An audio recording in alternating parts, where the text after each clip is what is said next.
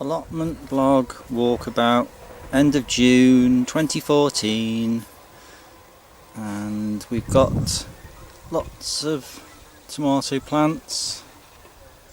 Here the ones are outside, and we've even got some tomatoes coming on these.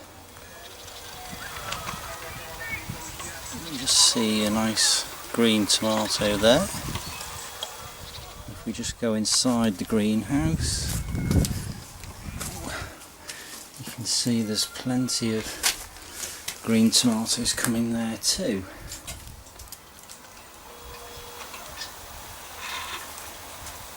And we've got a cucumber. Just move that.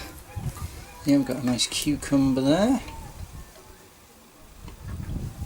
And at the far end we put some chilies in, because we had some left over at home that were growing on the dining room windowsill. So we put some in the greenhouse on the allotment as well.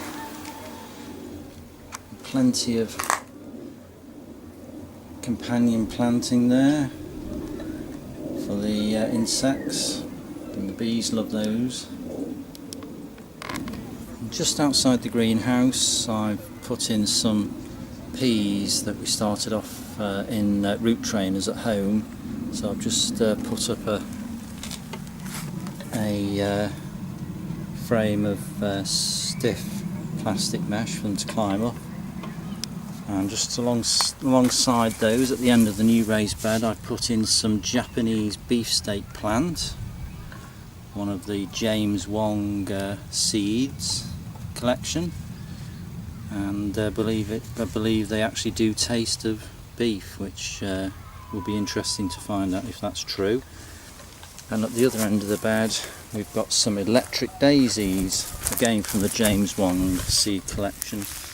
And apparently when you bite these you do get a bit of a tingle on the tongue, as if you've touched a 9-volt battery. So again, that would be interesting to see if the claims of that are true. The potatoes are doing really well. These are the Sante main crop potatoes, and they've come up rather well. We've got some sweet peas growing along the side of the fruit cage there. If we just cross over to this side, I've harvested some Charlotte potatoes for our dinner tonight. I think you'll agree they look rather tasty. And we've started to harvest those now. We've already had some of the Winston potatoes. We'll just walk along here. We've got some more second earlies growing here, and these are, if I remember right, a Nadine. And here's the Winston, which I have already dug up a whole row of those, and they're a very nice, almost pure white first early potato, and those were very tasty indeed. Just come across here and you can still see the rhubarb, which is rather triffid-like and still producing tons and tons of stems of rhubarb. Again, on my allotment blog you'll be able to see how much we've harvested so far, and it's quite an amazing figure. Almost £60 of rhubarb this year alone. The sweet corn that I put in a few weeks ago has grown rather quickly. Again, I'm rather pleased about that, because sweet corn needs a long hot summer for the corn itself to ripen. You just come through here, you'll be able to see the peas that I put up the wigwam. It's all rather squashed in this corner. We've got some climbing beans there, and there some of those have reached about half height. We just past scarecrow, and we've got some purple beans there, and they have reached the top of the wigwam that I built, and I'm going to have to nip those out at the top. Once they reach the top, it's best to nip them out so they don't grow any taller and then it puts all the energy into growing the pods of beans. The shallot onions have gone rather crazy, and they'll need picking soon, I think, lifting soon. Got rather a lot of those. Just beyond those we've got some broad beans, and we've been harvesting those almost on a daily basis, and they've done really well.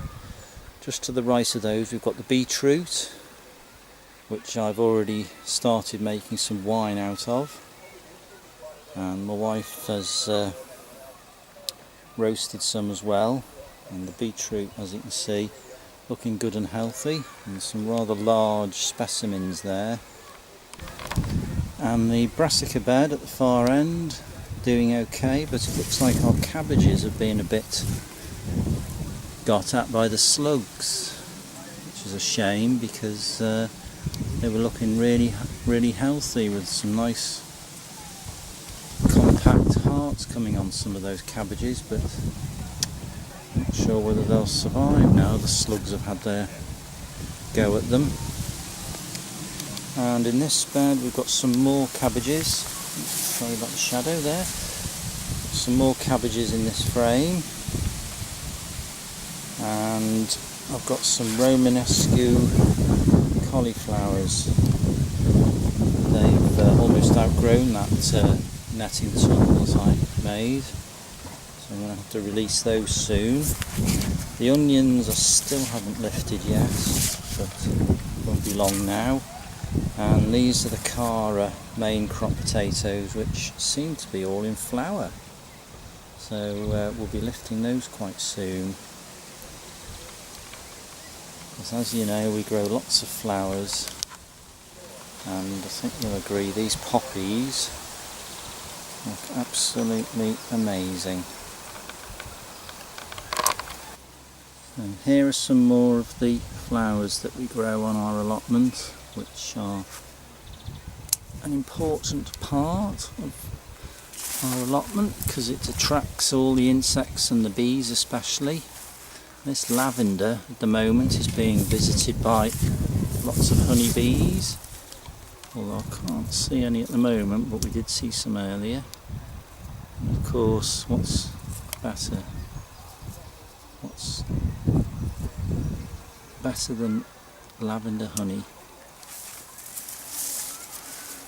We just pan over there, there's some more poppies.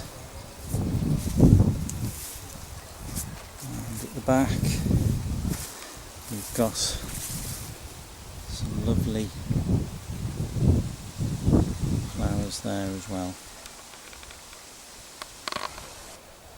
And finally the apples, and I think you'll agree that there's rather a lot of rather tasty looking Cox's orange pippins come in there. This tree that I cut back rather hard in the winter has put on some extra growth, and we're hoping for some cracking apples on this little tree.